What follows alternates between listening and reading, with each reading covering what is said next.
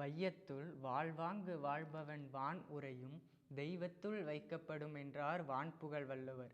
வாழும் போதே வரலாறு படைத்தவர்கள் நடுவே பல ஆண்டுகளாகியும் இன்னும் நினைவில் ஊடாடும் மாபெரும் தலைவர் உண்டென்றார் அவர் அப்துல் கலாம் என்பேன் நான். ஆம், இந்தியாவின் தலைச்சிறந்த விஞ்ஞானி, குடியரசுத் தலைவர், ஏவுகணை நாயகன் போன்ற பல பெருமைக்குரிய டாக்டர் ஏபிஜே அப்துல் கலாம் அவர்களை பற்றி பேசப்போகிறேன்.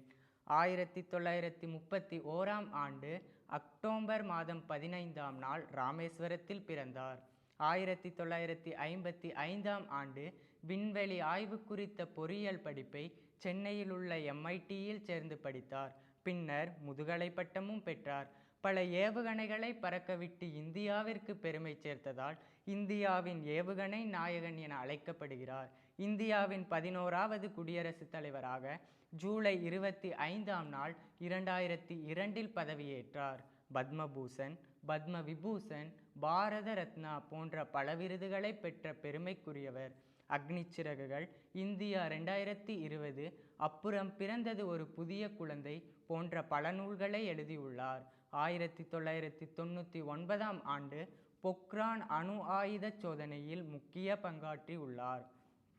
எனது வாழ்க்கையில் பல்வேறு நிலைகளில் உறுதுணையாக இருந்து வழிகாட்டியாக திகழ்ந்தது திருக்குறள் என்று மறைந்த முன்னாள் ஜனாதிபதி அப்துல் கலாம் கூறியுள்ளார். அப்துல் கலாமிற்கு பிடித்த திருக்குறள் எது தெரியுமா? அறிவற்றங்காக்கும் கருவி செருவார்க்கும் உள்ளளிக்கல் ஆக அரண்.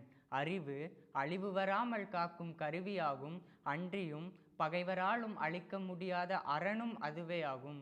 இந்திய விஞ்ஞான வளர்ச்சியின் தந்தை அப்துல் கலாம் 2015 ஜூலை 27இல் காலமானார்.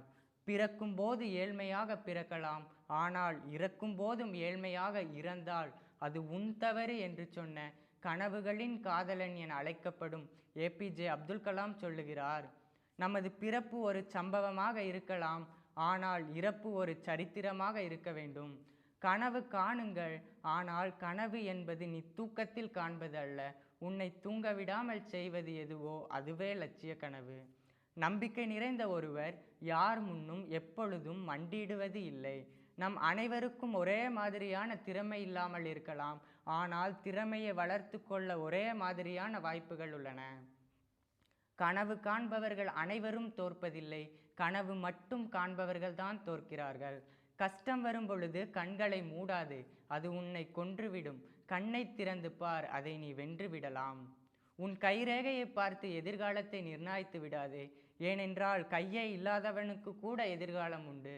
ஆண்டவன் சோதிப்பது எல்லோரையும் அல்ல, உன்னை போல சாதிக்க துடிக்கும் புத்திசாலிகளை மட்டுமே.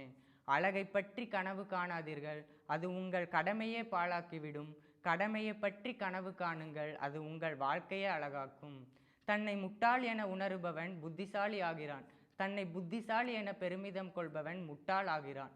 எல்லோருடைய வாழ்க்கையும் வரலாறு ஆவதில்லை, வரலாறாய் ஆனவர்கள் தனக்காக வாழ்ந்ததில்லை என்ற பொன்மொழிக்கு பொருத்தமானவர் அப்துல் கலாம் அவர்களே என்று கூறி எனது உரையை இத்துடன் நிறைவு செய்கிறேன். நன்றி, வணக்கம்.